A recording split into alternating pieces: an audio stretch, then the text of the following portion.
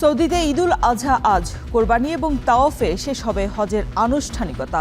Malaysia, Indonesia সহ অনেক দেশে ঈদ উদযাপন শুরু।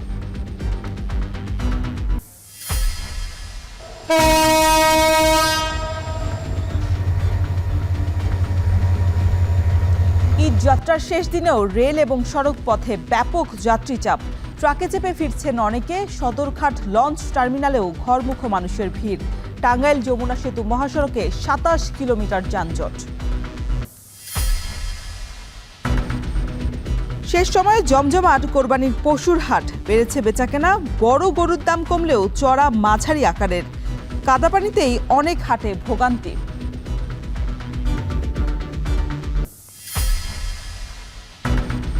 ফাঁকা ঢাকার নিরাপত্তা নিশ্চিতে চোর ডাকাতদের তালিকা তৈরি করে ব্যবস্থা নিচ্ছে ডিএমপি। গুরুত্বপূর্ণ এলাকায় টহল জোরদার, আবাসিক এলাকায় পেট্রোলিং।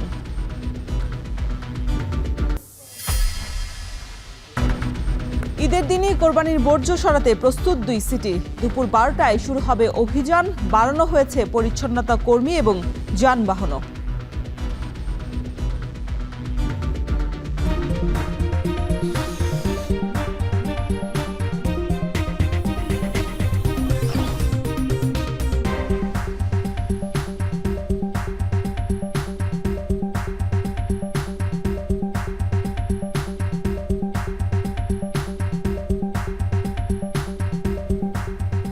স্বাগত এখন সকালে। পুরো আয়োজনে আপনাদের সাথে আছি আমি শরীফ রওশন। আজ ১০ জিলহজ, পবিত্র ঈদুল আজহা উদযাপন করবেন হাজিরা। মুজদালিফা থেকে কঙ্কর বা পাথর সংগ্রহ করে মিনায় প্রতীকী শয়তানকে নিক্ষেপ করবেন তারা। এরপর মাথা মুন্ডন, পশু কোরবানি এবং তাওয়াফ সম্পন্ন করবেন হাজিরা। এর আগে গতকাল আরাফাতের ময়দানে হজের খুতবা অনুষ্ঠিত হয়, যেখানে বিশ্ব শান্তি এবং মুসলিম উম্মার জন্য বিশেষ দোয়া করা হয়েছে। এদিকে সৌদি আরব ছাড়াও আজ কাতার, কুয়েত, আমিরাত সহ মধ্যপ্রাচ্যের বিভিন্ন দেশে ত্যাগ, তিথিকা এবং পশু কোরবানির মধ্য দিয়ে ঈদ উদযাপিত হবে। এছাড়া এশিয়ার দেশ ইন্দোনেশিয়া এবং মালয়েশিয়াতেও শুরু হয়েছে ঈদ উদযাপন। এর মধ্যে দিয়ে কুয়ালালামপুর সহ মালয়েশিয়ার বিভিন্ন শহরে অনুষ্ঠিত হয়েছে ঈদের জামাত। চলছে পশু কোরবানি।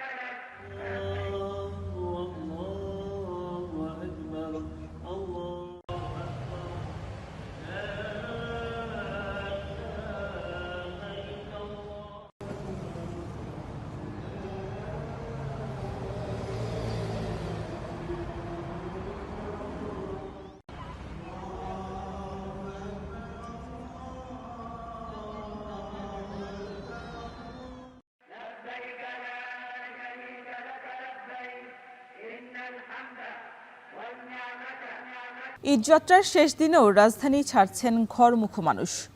ট্রেনে ঈদ যাত্রার আরও খবর জানাতে আমাদের সাথে রাজধানীর কমলাপুর রেল স্টেশন থেকে যুক্ত হয়েছেন সহকর্মী মিয়া আমিরুল। আমিরুল, আজ তো একেবারে শেষ দিন, সেক্ষেত্রে ভিড় কেমন দেখছেন রেল স্টেশনে? আজ কতটি ট্রেন ছেড়ে যাবে কমলাপুর থেকে? রওশন, আজকের ভিড় কিছুটা কম রয়েছে। সকাল থেকে যে কয়টি ট্রেন ছেড়ে গিয়েছে এর মধ্যে আমরা দেখেছি যে একটি ট্রেনের শিডিউল বিপর্যয় কিন্তু আমরা ইতিমধ্যে লক্ষ্য করছি।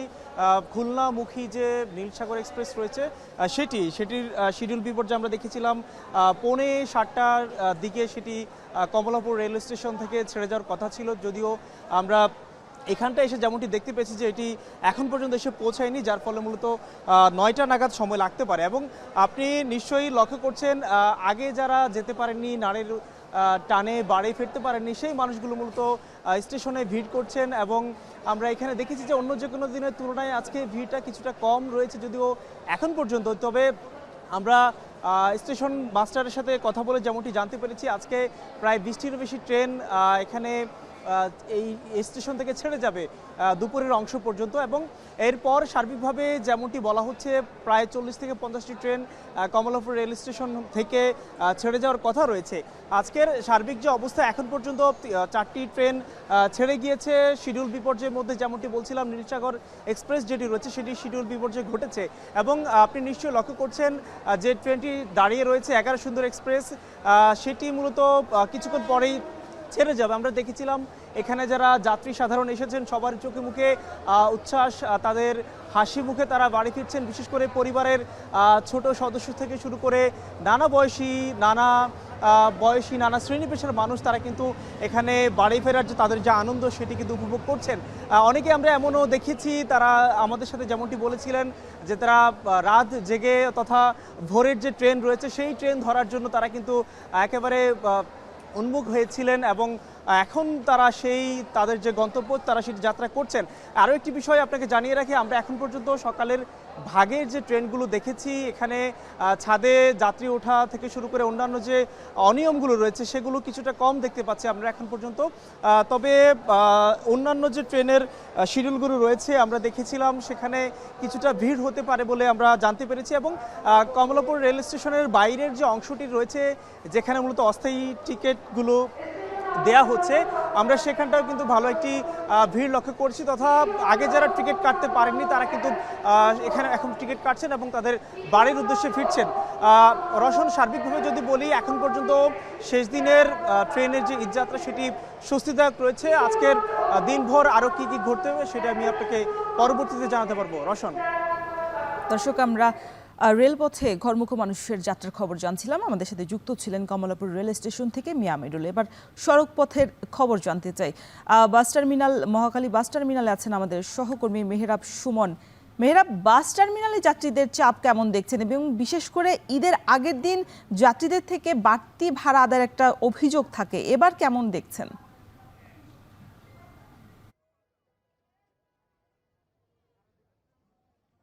প্রথমেই যে অভিযোগ, সেই অভিযোগটির কথা দিয়ে আমি শুরু করতে চাই। এখানে যে 250 টাকার যে বাস ভাড়া সেটি এখন চাওয়া হচ্ছে 600 থেকে 700 টাকা পর্যন্ত। এই ধরনের অভিযোগ যাত্রীরা আমাদের কাছে করেছে।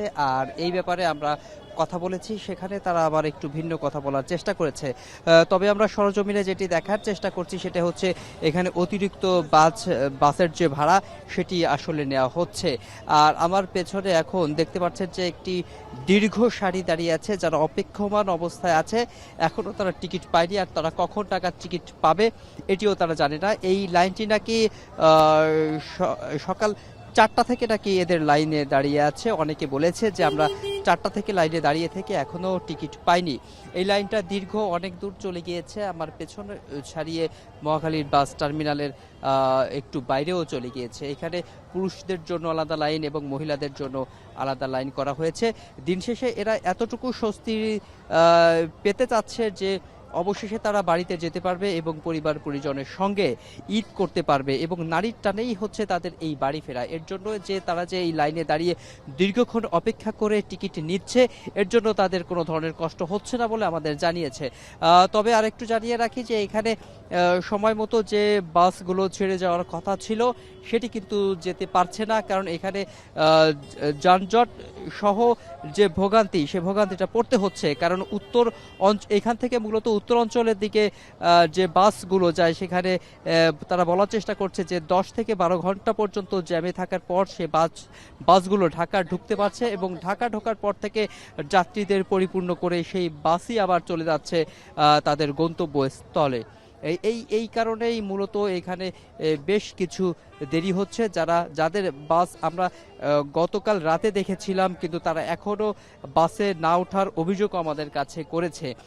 মূলত এই বাস কাউন্টারে যারা আছে, যারা বাসের কর্তৃপক্ষ আছে, তারা যেটি বলার চেষ্টা করছে যে তাদের যে দীর্ঘ যে যানজটের কারণেই মূলত হচ্ছে এই বাসের যে শিডিউল বিপর্যয়। এছাড়া আমরা এখানে অনেক যারা আছেন প্যাসেঞ্জার, যারা তাদের গন্তব্যস্থলে যাবেন, তাদের সঙ্গে কথা বলেছি। তারা যেটি বলার চেষ্টা করেছে যে দিন শেষে তারা যে ফিরতে পারবে এটি তাদের আনন্দ, এবং পরিবার পরিজনের সঙ্গে যে কুরবানির ঈদ, আর কুরবানি হচ্ছে একটা ত্যাগের একটা ঈদ, আর সেই ত্যাগের ঈদের জন্য তারা যে সময়টাকে স্যাক্রিফাইস করছে এটাও তারা ত্যাগেরই একটা অংশ বলে মনে করছে।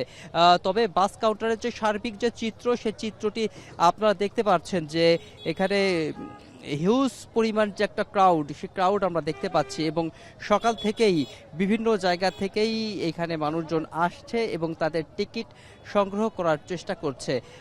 মূলত এই মহাখালী বাস টার্মিনাল থেকে সিলেট, রাজশাহী, ময়মনসিংহ, রংপুর সহ উত্তরাঞ্চলের দিকে প্রতিটা জেলায় এখান থেকে মূলত বাসগুলো ছেড়ে যায়।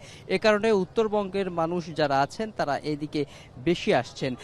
তবে যে অভিযোগগুলো রয়েছে সে অভিযোগগুলো আমরা শুনতে পাচ্ছি যে তাদের কাছ থেকে অতিরিক্ত ভাড়া আদায় করা হচ্ছে, এবং যে ভাড়াটি 300 টাকা সে ভাড়াটা নেওয়া হচ্ছে 600 টাকা। যদি বলা হয় এটা দ্বিগুণ থেকেও বেশি টাকা নেওয়া হচ্ছে বলে এখানকার জানিয়েছে।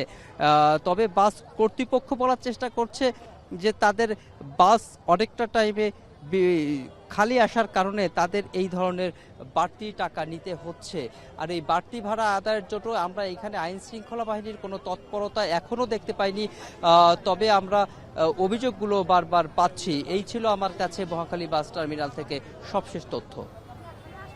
ঈদকে সামনে রেখে ঘরমুখো মানুষের সড়ক পথে চাপের খবর জানাচ্ছিলেন আমাদের সহকর্মী মেহেরাব সুমন। এদিকে অতিরিক্ত যানবাহনের চাপ এবং বৃষ্টির কারণে ঢাকা টাঙ্গাইল যমুনা সেতু মহাসড়কে 27 কিলোমিটার এলাকায় যানজট দেখা গেছে।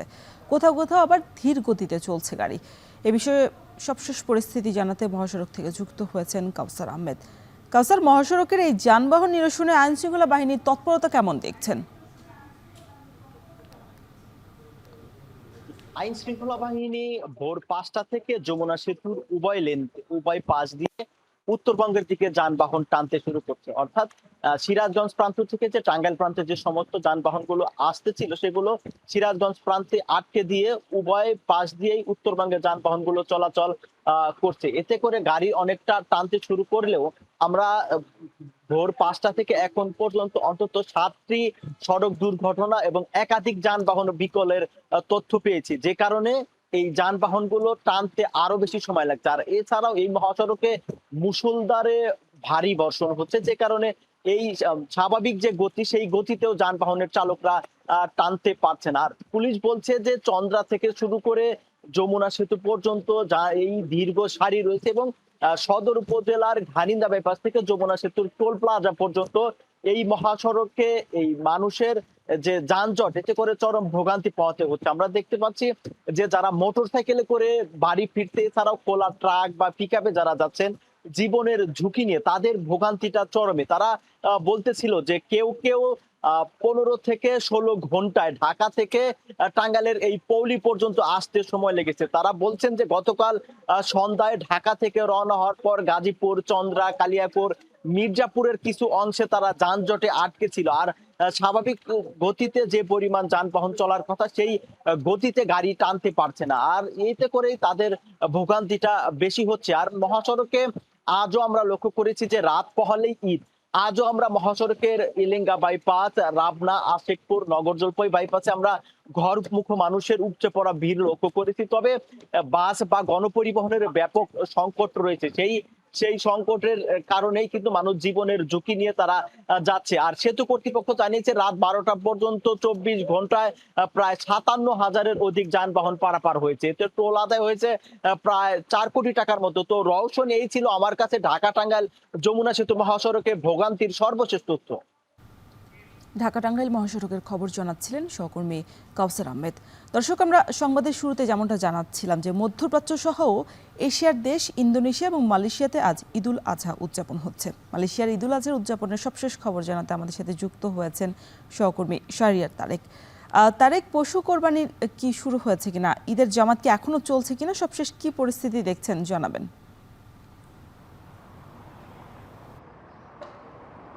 রোশন, আপনাকে ঈদের শুভেচ্ছা, ঈদ মোবারক, এবং আপনার মাধ্যমে আমাদের দর্শকদেরকেও ঈদের শুভেচ্ছা জানাচ্ছি মালয়েশিয়া থেকে। আমি এই মুহূর্তে যে মসজিদে দাঁড়িয়ে আছি এটি আসলে রাজধানী কুয়ালালামপুরের হাংতোয় অবস্থিত, এবং এর পাশে কিন্তু ব্যাপক হারে প্রবাসী বাংলাদেশিরা আসলে বসবাস করেন। ফলে এখানে যে মসজিদের যে মূল যে জায়গাটি, তারপর তার প্রাঙ্গণ পেরিয়েও কিন্তু দেখেছি আমরা সড়কেও জামাতের কাতার চলে গিয়েছিল। প্রবাসী বাংলাদেশিরা আসলে যেটি বলছেন যে পরিবার ছাড়া আসলে প্রবাসীর ঈদ আসলে সেই অর্থে তাদের জন্য আনন্দের হয় না। তারপরও তারা তাদের যে সহকর্মী আছে তাদেরকে নিয়ে ঈদের জামাতে অংশগ্রহণ করতে পেরেছেন। তারপর খাবার দাবার বা ঘোরাঘুরির মাধ্যমে তারা এই দিনটিকে উদযাপন করবেন। যেহেতু এটি কোরবানির ঈদ, কোরবানির পশু জবাই করা একটি অন্যতম অনুষঙ্গ এই কোরবানির ঈদকে ঘিরে। এখানে মালয়েশিয়াতে যারা পেশাজীবী কিংবা ব্যবসায়ী প্রবাসী বাংলাদেশিরা যারা আছেন তারা কিন্তু মালয়েশিয়াতেই কোরবানির ব্যবস্থা করছেন এবং অনেকেই দেশে চলে গেছেন। তবে মোটা দাগে সাধারণ প্রবাসী বাংলাদেশি যারা আছেন তারা আসলে তাদের যে অর্থ সেটি বাংলাদেশে পরিবারের কাছে প্রেরণ করেছেন, অর্থাৎ পরিবারের মাধ্যমে বাংলাদেশে তারা এই পশু যে কুরবানি দেওয়ার ব্যবস্থাটি সেটি তারা সেখানে করেছেন। আপনাকে জানিয়ে রাখি যে ঈদ উপলক্ষে, পবিত্র ঈদুল আজহা উপলক্ষে মালয়েশিয়াতে সাধারণত সরকারিভাবে একদিন ছুটি থাকে। ফলে আজকে ছুটি আছে, আগামীকালকে থেকে আসলে প্রবাসী বাংলাদেশিদের যে দৈনন্দিন যে কর্মযোগ্য সেটি শুরু হবে।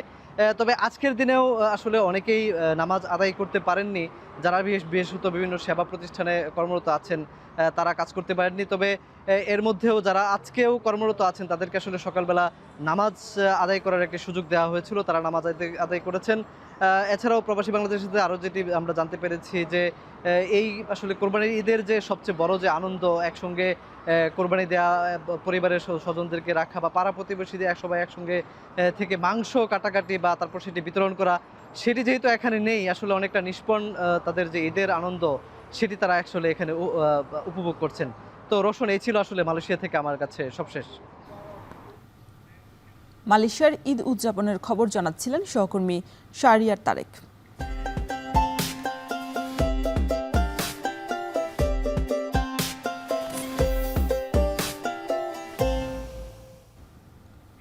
শেষ দিনে সারা দেশেই জমে উঠেছে কোরবানির পশুর হাট।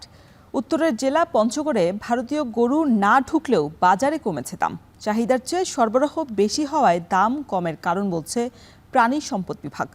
অন্যদিকে সাভারেও জমে উঠেছে পশুর হাট। পৌরসভার রেডিও কলোনি হাটে শত কোটি টাকার পশু বিক্রির আশা করছে হাট কর্তৃপক্ষ। হাটের নিরাপত্তা জোরদার করেছে ইজারাদার সহ স্থানীয় জনপ্রতিনিধিরা। সহকর্মীদের পাঠানো তথ্য ও ছবিতে থাকছে বিস্তারিত। শেষ মুহূর্তে জমে উঠেছে কোরবানির পশুর হাট। হাট ভেদে বিক্রি বাড়লেও দাম নিয়ে আছে ভিন্নতা। গরুর পাশাপাশি বেড়েছে ছাগলের বিক্রিও। উত্তরের জেলা পঞ্চগড়ে বাজারে গবাদি পশুর বিক্রি বেড়েছে। জেলার রাজনগর, নগরকুমারী সহ পশুর হাটগুলোতে ক্রেতাদের ভিড়। ভারত থেকে গরু না আসলেও ন্যায্য মূল্য পাওয়ার শঙ্কায় অনেকে। হাটে মাঝারি সাইজের গরু বিক্রি হচ্ছে বেশি। 1 বছর 2 বছর থেকে বেলাকি গরু আর আসে না। 3 মন ওজনের মাপের গরু 80, 85, 90 কয় না তো, যে দামে গরু বিক্রি হবে দাম কয় না তো। গত হাটে গরুর রেট কম ছিল, আজকে একটু গরুর রেট বেশি। প্রায় 15-20টা কিনে ফেলছে এই পর্যন্ত, আশা করা আছে আরো 20-30টা কিনবো। ক্রেতা বিক্রেতাদের সুবিধায় হাটে জোরদার করা হয়েছে নিরাপত্তা ব্যবস্থা। কাজ করছে স্বেচ্ছাসেবকরাও। আমরা হাটের নিরাপত্তার স্বার্থে আমরা অনেক কিছু করেছি। লাইটিংয়ের ব্যবস্থা করছি, মাইকিংয়ের ব্যবস্থা করছি, তারপরে আমরা নিরাপত্তা প্রহরী রাখছি। জেলায় গবাদি পশুর চাহিদা প্রায় 1,03,000। উৎপাদন বেশি হওয়ায় উদ্বৃত্ত থাকবে প্রায় 30,000 পশু। গরু কোরবানির জন্য যোগান আছে। আমাদের এই এলাকার চাহিদা 1,03,450টি। চাহিদা মিটিয়েও উদ্বৃত্ত থাকবে প্রায় 26,850টির মতো। এদিকে সাভারের সবচেয়ে বড় পশুর হাটে বিক্রি বেড়েছে। পৌরসভার রেডিও কলোনির এই হাটে গরুর পাশাপাশি বেড়েছে ছাগলের বিক্রি। ঢাকা আরিচা মহাসড়কের পাশে হওয়ায় দেশের বিভিন্ন প্রান্ত থেকে ব্যাপারীরা পশু নিয়ে আসছেন। একক কোরবানির জন্য অনেকে কিনছেন ছাগল।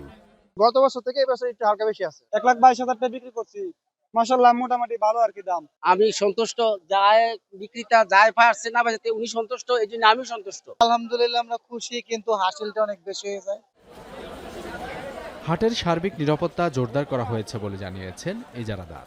পাশাপাশি চাঁদাবাজি সহ সব ধরনের অনিয়ম বন্ধে কাজ করছে স্থানীয় জনপ্রতিনিধিরা।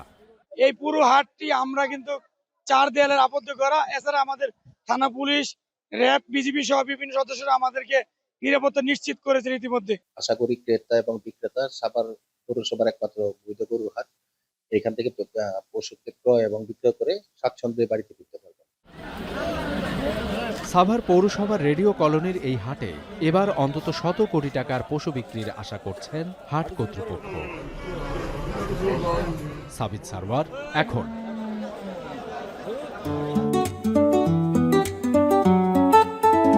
সবচেয়ে আপডেটেড ফিচার্স নিয়ে 140টিরও বেশি দেশে কনকা ফ্রিজ। বরাবরের মতো এবারও ঈদের দিনই কোরবানির বর্জ্য সরাতে বেশ জোরেশোরে প্রস্তুতি নিচ্ছে 2 সিটি কর্পোরেশন। ঈদের দিন দুপুর 12টায় শুরু হবে বর্জ্য সংগ্রহ অভিযান। মাত্র 8 ঘন্টার মধ্যে হাজার হাজার টন বর্জ্য সরানোর লক্ষ্য নেওয়া হয়েছে এবার। এজন্য বাড়ানো হয়েছে পরিচ্ছন্নতা কর্মী এবং যানবাহনের সংখ্যাও। এছাড়া যত্রতত্র আবর্জনার স্তূপ এড়াতে সরবরাহ করা হবে পাটের ব্যাগ। আফজাল হোসেনের প্রতিবেদন।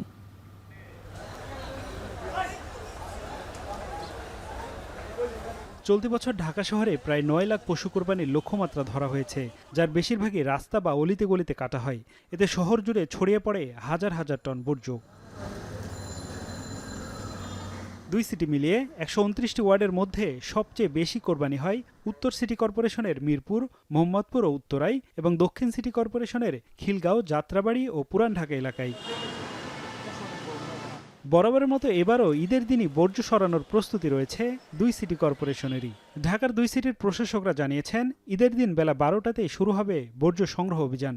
8 ঘন্টার মধ্যেই সব আবর্জনা পরিষ্কারের লক্ষ্য তাদের। গবাদি পশুর একটা হাটের ব্যাপার থাকে, কোরবানির ব্যাপার থাকে এবং সেটার সাথে সাথে রিলেটেড দ্রুত পরিষ্কার পরিচ্ছন্নতার ব্যাপার থাকে। কোরবানি হওয়ার পর 8 ঘন্টার মধ্যে আমরা ইনশাল্লাহ ঢাকা শহরটাকে ক্লিন করার চেষ্টা করব। আমাদের 10টি জোন, এই 10টি জোনের যারা আঞ্চলিক নির্বাহী কর্মকর্তা আছে তাদের নেতৃত্বে আমাদের টিম গঠন করা আছে। কোরবানির দিন তারা সেই রাস্তায় কাজ করবে। 2 সিটিতে আনুমানিক 40,000 টনের বেশি কোরবানির বর্জ্য হয়। অপসারণে নিজেদের পরিবহনের পাশাপাশি ভাড়ায় নেওয়া হয় বর্জ্য পরিবহনের যানবাহন। 2 সিটির প্রশাসক জানালেন, এজন্য বাড়ানো হবে পরিচ্ছন্নতা কর্মীর সংখ্যা। এছাড়া আবর্জনা সংগ্রহ করতে পশু কোরবানির স্থানে সরবরাহ করা হবে পাটের ব্যাগ। কোরবানি হওয়ার পর 12টার থেকে কোরবানি যে সমস্ত বর্জ্য যেগুলো থাকবে সেগুলো যাতে দ্রুত পরিচ্ছন্ন করা যায় সেটার জন্য আমরা চেষ্টা করব এবং সেটার জন্য প্রতিবার যে ব্যবস্থা নেওয়া হয়, এবার আমরা গাড়ির সংখ্যা আরও বাড়িয়ে দেওয়ার চেষ্টা করেছি, কর্মীর সংখ্যা আরও বাড়িয়ে দেওয়ার চেষ্টা করেছি, যাতে দ্রুত অন্তত পরিষ্কার পরিচ্ছন্নতাটা করা যায়। কারণ দীর্ঘক্ষণ যদি এই আবর্জনাগুলো রাস্তার পাশে বা বিভিন্ন জায়গায় পড়ে থাকে তাহলে এগুলো দুর্গন্ধ বেশি ছড়াবে। কোরবানি একটা বিশাল একটা কর্মযজ্ঞ, তাই না? এখানে পরিবহনের কিছু বিষয় আছে।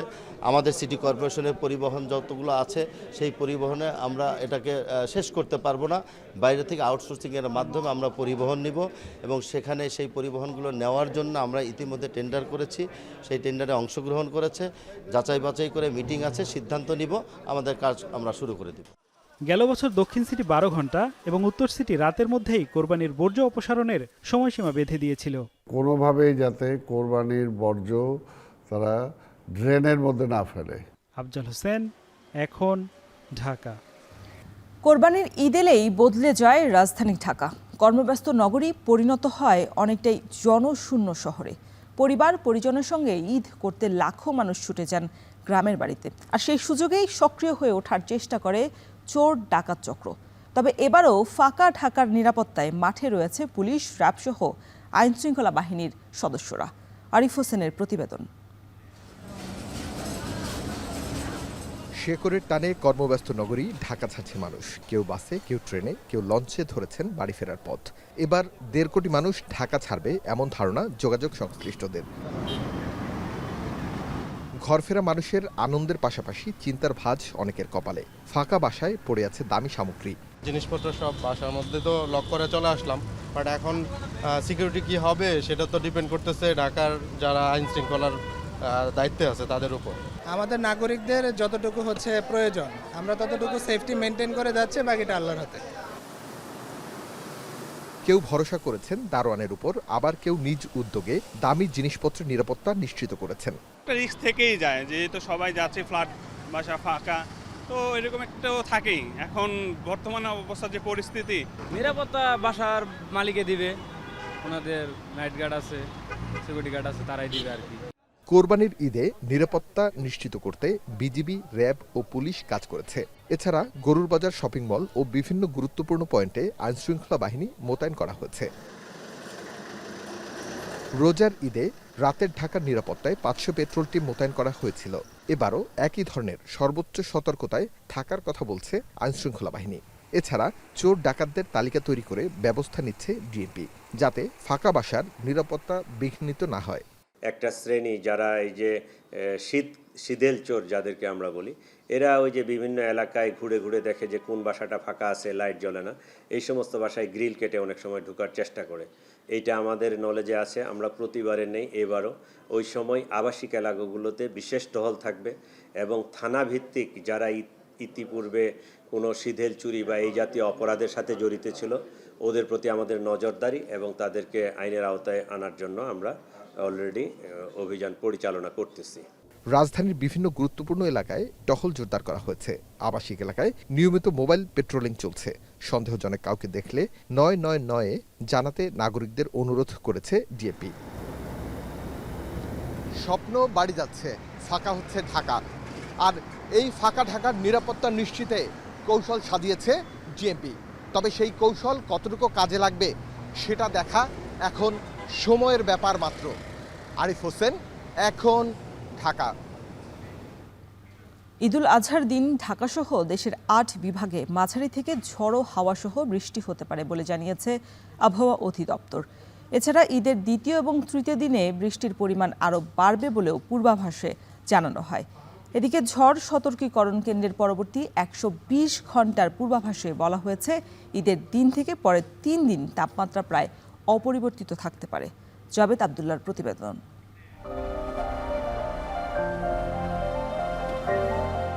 জ্যৈষ্ঠের মাঝামাঝি সময়ে এবার দেশে ঈদুল আজহা উদযাপনের অপেক্ষায় মুসলিম উম্মাহ। একদিকে তীব্র দাবদাহ, অন্যদিকে ঝড় বৃষ্টি মাথায় নিয়ে চলছে পশু কুরবানি সহ ঈদুল আজহার অন্যান্য প্রস্তুতি।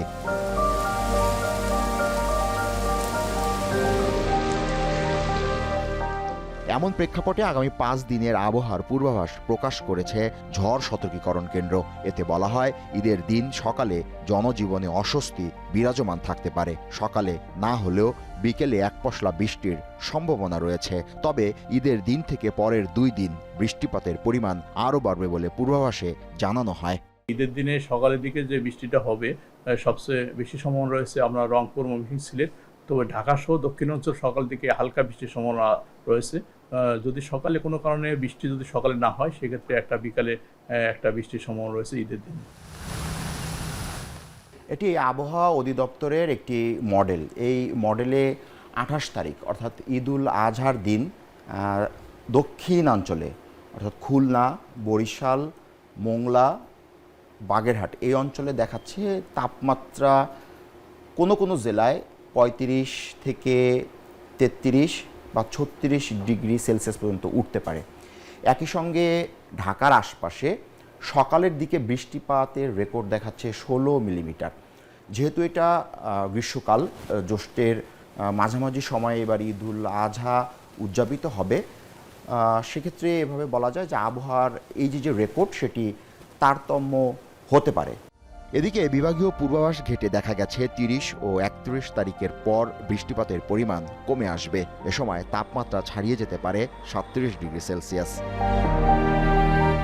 অন্যদিকে এই সময়ে বজ্রপাতের আশঙ্কা থাকায় খোলা মাঠ ও বারান্দায় অবস্থান না করতেও নির্দেশনা দেওয়া হয়েছে। ঈদের দিন একদম আর্লি মর্নিংয়ে অর্থাৎ ভোর 5টা থেকে সকাল 7টার মধ্যে একটু বৃষ্টিপাতের সম্ভাবনা রয়েছে। বজ্রধ্বনি শুনলে ইমিডিয়েটলি দৌড়ে ঘরে অবস্থান করতে এবং বৃষ্টি বিলাসের নামে বাইরে যাওয়া যাবে না, রুপটপে বৃষ্টিতে ভেজা যাবে না। চলতি মাসে বাংলাদেশে জলীয় বাষ্পের পরিমাণ 75 থেকে 90% মধ্যে ওঠানামা করছে। একই সঙ্গে মে মাসে স্বাভাবিকের চেয়ে বেশি বৃষ্টিপাত হয়েছে এবং এপ্রিলে সারা দেশে স্বাভাবিকের চেয়ে প্রায় 76% বেশি বৃষ্টিপাত রেকর্ড করা হয়েছে বলেও জানায় আবহাওয়া অধিদপ্তর। জাবেদ আব্দুল্লাহ, এখন, ঢাকা। দেশে 12 থেকে 30 হাজার টাকার মধ্যে মুঠোফোনের চাহিদা বেড়েছে। মূলত যারা কিছুটা সাশ্রয়ে একটি বেশি ফিচার সমৃদ্ধ মুঠোফোন চান সেসব ক্রেতাদের এমন ফোনেই আগ্রহ বেশি দেখা গেছে। দেশে প্রায় সব কোম্পানির শতভাগ স্মার্টফোন অ্যাসেম্বলিং হলেও অবৈধ ফোনের দৌরাত্ম্য প্রায় 60% বেশি, যা বৈধ স্মার্টফোনের বাজারে তৈরি করছে চ্যালেঞ্জ। তাই এসব ফোনের ব্যাপারে সতর্ক থাকার পরামর্শ দিয়েছেন বিশেষজ্ঞরা। নাজমুস সাকিবের প্রতিবেদন। যে মোবাইল ফোন একসময় ছিল বিলাসী পণ্য, এখন সেটি নিত্যদিনের প্রয়োজন মেটায়। মোবাইল ফোন ছাড়া একদিন চলার কথা চিন্তা করাই দায়। দেশে প্রায় 17টি প্রতিষ্ঠান স্মার্টফোন অ্যাসেম্বলিং করে। এর মধ্যে সবচেয়ে বেশি চাহিদা বাজেট ফোনের। সাধারণত 12 থেকে 30 হাজারের মধ্যে এসব ফোন বিক্রি হচ্ছে বাজারে। চাহিদার শীর্ষে চীনা ব্র্যান্ডগুলোর ফোন, বিশেষ করে Xiaomi, Realme, Vivo, Oppo, Infinix ও টেকনোর বাজেট সিরিজের মোবাইল ফোনগুলো বিক্রি বেশি। তবে চাহিদা আছে স্যামসাং ফোনেরও। স্যামসাং এর ফোনগুলো আসলে মিড রেঞ্জ বলতে গেলে হয় না, এগুলোর ভালো ফোন নিতে চাইলে মোটামুটি আপনার 25 থেকে 40,000 এর মতো লাগবে। রেডমি টার্বো 4টা নিলাম, আমার বাজেটের মধ্যে খুবই ভালো এবং এটা হচ্ছে আমি অনলাইনে বিভিন্ন জায়গায় দেখছি এবং দেখার পরে দেখলাম যে এখানে মোটামুটি হচ্ছে ভালো একটা প্রাইসে পাওয়া যাচ্ছে। বিটিআরসির হিসেবে আনঅফিসিয়াল নামে 60% বেশি অননুমোদিত স্মার্টফোন বিক্রি হচ্ছে বাজারে। অফিসিয়াল ফোনের তুলনায় এসব ফোন প্রায় 10 থেকে 20% কমে পাওয়া যায়। একটা 4GB র্যামের ফোন পাওয়া যাচ্ছিল আগে 10 থেকে 12,000 টাকা, এখন 16 থেকে 18,000 টাকা তারা দাম বাড়াইছে। এই জন্য গ্রে বাজারটা বেশি তারা ঝুঁকছে। রেডমি টার্বো 4 প্রোটাই, ওটা যদি বাংলাদেশে অফিসিয়ালি হিসাবে আসতো ওইটা 65 থেকে 70-এর মধ্যে প্রাইস রেঞ্জ থাকতো, বাট ওটা আমরা আনঅফিসিয়ালি ভাবে মানে 37,000 থেকে 40,000-এর মধ্যে পাইতেছি। আনঅফিসিয়াল ফোনটা ওইটা আমাদের পারচেসের ক্ষেত্রে আমরা যখন নিয়ে আসতেছি এই ফোনটা আমাদের যে মানে আমরা যখন নিয়ে আসি ওইটা আমাদের খরচ কম হয়, দ্যাটস ওয়াই আমরা সীমিত লাভে দেখা যায় কাস্টমারকে দিতে পারতেছি। 4G ইন্টারনেটের ব্যবহার বাড়ায় অনলাইন ভিত্তিক কাজ ও বিনোদনের জন্য স্মার্টফোন এখন প্রয়োজনীয় ডিভাইস। আর সেই সুযোগ কাজে লাগাচ্ছে বাজেট স্মার্টফোন নির্মাতারা। যদিও অননুমোদিত ফোনের কারণে ক্ষতিগ্রস্ত হচ্ছেন তারা, তাই এসব ফোনের ব্যাপারে সতর্ক থাকার পরামর্শ এই বিশ্লেষকের। দেশের বাইরে আপনি প্রতি মাসে যাচ্ছেন, 2টা করে আনলেও তো আপনি প্রতি মাসে 5টা ফোন 10টা ফোন আনতেই পারেন। তো সেক্ষেত্রে এই জিনিস আনার পরও যাতে এই জিনিসটাকে সরকারের অধীনে রেজিস্ট্রেশনটা যাতে করতে পারে, এনইআরে যাতে ইনক্লুড করতে পারে, সেই অপশনটা আপনি রাখতে পারেন। রাখার পরে দেন হচ্ছে আপনি এই জিনিসগুলোকে চাইলে আপনি মানে সমস্যাটা যেটা তৈরি হচ্ছে সেটাকে আপনি কমায় নিয়ে আসতে পারবেন। বিশেষজ্ঞরা বলছেন আগামী কয়েক বছরেও দেশের স্মার্টফোনের বাজারে বাজেট ও মিড রেঞ্জের ফোনের আধিপত্য বজায় থাকবে। কারণ শুধু ব্র্যান্ড নয়, মোবাইল ফোনের দামের বিপরীতে কি সুবিধা পাচ্ছেন সেটিকে বেশি গুরুত্ব দিচ্ছেন ক্রেতারা। নাজমুস সাকিব, এখন। বাজারে নদীর মাছের সরবরাহ কম থাকায় কেজিতে 20 টাকা থেকে 250 টাকা পর্যন্ত বেড়েছে দাম। এতে বিপাকে পড়েছেন ক্রেতারা। এ বিষয়ে আরও বিস্তারিত জানাতে কলাপাড়া থেকে যুক্ত হয়েছেন আমাদের সহকর্মী জসিম পারভেজ। জসিম, ঈদের আগের দিন মাছ বাজারে ক্রেতাদের উপস্থিতি কেমন দেখছেন, আর নদীর মাছের দাম বাড়ায় কি বলছেন ক্রেতারা?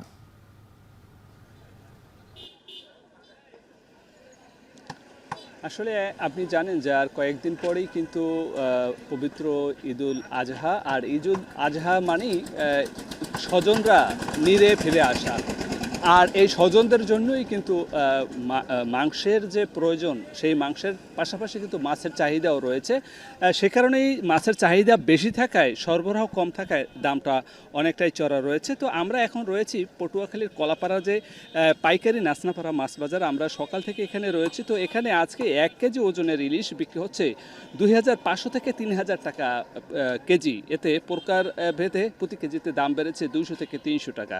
রুই বিক্রি হচ্ছে 400 টাকা প্রতি কেজি, প্রতি কেজিতে বেড়েছে 100 থেকে 150 টাকা। কাতল বিক্রি হচ্ছে 450 টাকা, এখানেও বেড়েছে 100 থেকে 150 টাকা প্রতি কেজিতে দাম। সিলভার কাপ মাছ বিক্রি হচ্ছে 180 থেকে 200 টাকা প্রতি কেজি এবং প্রতি কেজিতে বেড়েছে 50 থেকে 80 টাকা পর্যন্ত। পোয়া মাছ বিক্রি হচ্ছে 280 থেকে 300 টাকা পর্যন্ত, এখানেও বেড়েছে 50 থেকে 70 টাকা প্রতি কেজিতে। তেলাপিয়া বিক্রি হচ্ছে 180 থেকে 200 টাকা প্রতি কেজিতে, বেড়েছে 40 থেকে 50 টাকা। পাঙ্গাস বিক্রি হচ্ছে চাষ পাঙ্গাস, সেটি 170 থেকে 180 টাকা, এখানে বেড়েছে 20 থেকে 30 টাকা। এছাড়া যে নদ নদীর পাঙ্গাস রয়েছে সেগুলো বিক্রি হচ্ছে 400 টাকা প্রতি কেজি, এছাড়া এতে প্রতি কেজিতে বেড়েছে 20 থেকে 50 টাকা। চিংড়ি বিক্রি হচ্ছে 600 থেকে 1500 টাকা পর্যন্ত প্রতি কেজি, এখানে প্রতি কেজিতে দাম বেড়েছে প্রায় 200 থেকে 150 থেকে 200 টাকা পর্যন্ত বেড়েছে। তো এখানকার যে ক্রেতা তারা বলেছেন যে মাছের চাহিদা থাকায় সরবরাহ কম থাকায় দামটা অনেক বেড়েছে। তবে তারা যে এই পাইকাররা তারা বলছেন যে এখান থেকে তারা খুচরা পর্যায়ে যা আরও 200 থেকে 300 টাকা বেশি দরে বিভিন্ন হাট বাজারে বেচা বিক্রি করবেন, এতে নেতিবাচক প্রভাব পড়েছে ক্ষুদ্র ভোক্তাদের মাঝে। এই ছিল আমার কাছে সবশেষ। ঈদের আগের দিন কলাপাড়া মাছ বাজারের পরিস্থিতি জানাচ্ছিলেন সহকর্মী জসিম পারভেজ। কাজ হোক যাই সাথে এক্সপার্ট চাই, না টাইট লুজ যদি করতে হয় তবে এক্সপার্ট টুলসেই নিশ্চিত জয়। এক্সপার্ট হার্ডওয়্যার টুলস, সকল কাজের এক্সপার্ট সমাধান। এবার দেশের বাইরের খবর। সদ্য শেষ হওয়া বিধানসভার নির্বাচনে বিপুল সংখ্যাগরিষ্ঠতা নিয়ে ক্ষমতায় এসেছে বিজেপি। অন্যদিকে তাসের ঘরের মতো ভেঙে পড়ছে সাবেক ক্ষমতাসীন দল তৃণমূল কংগ্রেস। জেলায় জেলায় পৌরসভাগুলো থেকে পদত্যাগ করছেন পৌরপ্রধান, উপপৌরপ্রধান সহ কাউন্সিলররা।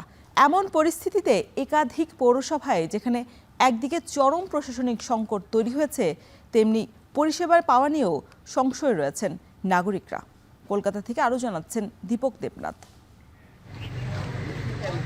গত 9 মে শপথ নিয়েছে বিজেপির সরকার। এরপর থেকে একটু একটু করে ভাঙন শুরু হয়েছে ঘাসফুল শিবিরে। এরই মধ্যে উল্লেখযোগ্য ঘটনা, গত কয়েকদিনে রাজ্যের 7টি পৌরসভার ইস্তফা দেওয়া তৃণমূল কাউন্সিলরের সংখ্যাটা সেঞ্চুরি পার করে গেছে। কিন্তু কোনো ক্ষেত্রেই বিজেপি একবারও তাদের ইস্তফা দাবি করেনি। তৃণমূল কংগ্রেসের শীর্ষ নেতৃত্ব দলীয়ভাবে এই সমস্ত কাউন্সিলরদের ইস্তফার বিষয়টি আগাম জানতে পারছে না। পদত্যাগ পর্বে শুরুটা হয়েছিল উত্তর 24 পরগনা জেলা দিয়ে। এরপর পূর্ব মেদিনীপুর ঘুরে পদত্যাগের হিড়িক পৌঁছে গেছে তৃণমূল কংগ্রেসের সর্বভারতীয় সভাপতি এবং মমতা ব্যানার্জির ভাতিজা অভিষেক ব্যানার্জির নিজের লোকসভা আসন ডায়মন্ড হারবারে। দলের সাথে কোনো রকম যোগাযোগ নেই, দল কোনো সাজেশনও দেয়নি। দুর্ভাগ্য যে এরকম একটা পরিস্থিতিতে দলের কোনো সাহায্য পাইনি। আমরা নিজেরা মনে করলাম আমরা প্রত্যেকে যে আগে তো মানুষের ডেভেলপমেন্টটা, আগে তো মানুষের উন্নতিটা। সব জায়গায় অ্যাডমিনিস্ট্রেটর বসানো হচ্ছে, আর 6 মাসের মধ্যে ইলেকশন করাবো আমরা। যে মানুষ যাকে ভোট দিয়ে জিতে সে সরকার চালাবে। এতে চোররা বসেছিল, বিনা ভোটে জিতেছিল, সব চলে যাচ্ছে। এখনো বেশ কিছু মানুষ পদত্যাগ করছে না, করে দেবে, না করলে পাবলিক ধরে করাবে। বিধানসভা নির্বাচনের পর রাজ্যের জেলায় জেলায় তৃণমূল পরিচালিত বিভিন্ন পৌরসভার ভোটগুলিতে যেভাবে ভাঙন ধরেছে তাতে প্রশ্ন উঠছে, তবে কি এবার পুরসভার ভোটও সময়ের অপেক্ষা? দীপক দেবনাথ, এখন কলকাতা। আর এই ছিল এখন সকালের আয়োজনে। এখন টেলিভিশন ওয়েবসাইটে দেখতে ভিজিট করুন www.ekhon.tv। এছাড়া ফেসবুকে যুক্ত থাকতে ভিজিট করুন facebook.com/tv.ekhon এবং ইউটিউবে সরাসরি দেখতে ভিজিট করুন youtube.com/c/ekhon tv।